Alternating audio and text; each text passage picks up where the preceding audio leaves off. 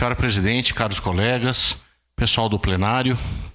Vereador Lucas Dil, confesso que quando chegou no meu gabinete o pedido para assinar essa frente, por uns 15 segundos, 20 segundos, fiquei parado olhando e lembrando da minha falecida mãe artesã. E isso foi o que me motivou, porque a minha mãe era artesã, né? E ajudou muito ela em todos os sentidos, financeiro, psicológico, e é algo que eu tenho muito carinho. Então eu quero dizer que assinei com muito gosto essa frente e dizer aos artesãos, artesãs, que a gente não tem que pensar só na feirinha, no local, mas a gente pode exportar artesanato. O mundo é o limite para vocês. Eu tenho tido contato com a Microempa e outras associações onde o artesanato é exportado e também importado.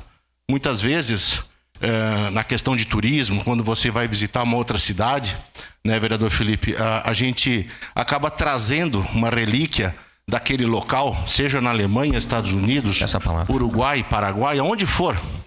Você traz, não um Big Mac, não traz algo industrializado, mas traz um artesanato. Eu fui professor na UX durante 25 anos, na cadeira de projetos, onde os alunos tinham que desenvolver projetos, né? E a UX tinha um slogan que eu gostava muito, que era pés na região, olhos no mundo.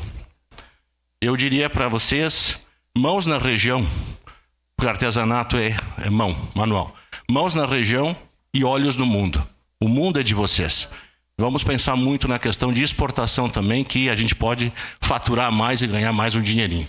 Eu com muito prazer assinarei essa frente, já assinei, né, vereador Lucas? Parabéns pela iniciativa.